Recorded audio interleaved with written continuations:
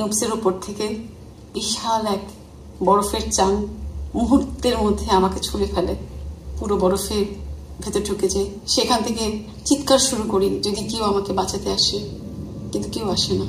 তখন নিজেই সেই বরফের ভেতর থেকে উঠে বসি। আমার পায়ে যে ক্র্যাম্পন ছিল সেই ক্র্যাম্পনটা আমার পায়ের পেছনে এসে আঘাত করে, সেটা আমি নিজেই টেনে খুলি। মুখে যে একটা স্কার্ফ ছিল সেটা খুলে ফেলি, দেখি চারদিকে রক্ত ছড়িয়ে পড়ে। কিন্তু আমার মূল চিন্তা ছিল যে আমি বেঁচে আছি কিনা এবং ক্র্যাভাসে পড়েছি কিনা।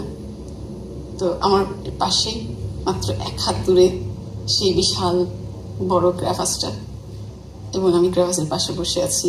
আমি যখন নিজেই বরফের ভেতর থেকে উঠে দাঁড়িয়েছি, দৌড়ে আমার কাছে সবাই এলো। মুহিত ভাই জিজ্ঞেস করলেন, আপনি এখন কি করবেন? চলুন বাড়ি ফিরে যাই। আমি 10 সেকেন্ডের জন্য মনে হয় চোখ বন্ধ করে কি জানি ভাবলাম।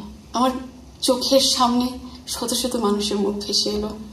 কত কত মানুষ আমাকে সাহায্য করেছে এখানে আসতে। তাদের সাহায্য ও সহযোগিতা, পৃষ্ঠপোষকতা ছাড়া তো এখানে আসতে পারতাম না। আমার কাছে মনে হচ্ছিল আমি বাংলাদেশের মেয়েদেরই প্রতিনিধিত্ব করতে এসেছি এখানে। তো সবাইকে নিরাশ করে আমি খালি হাতে ফিরে যাব, এটা নিজের কাছে মানতে পারিনি।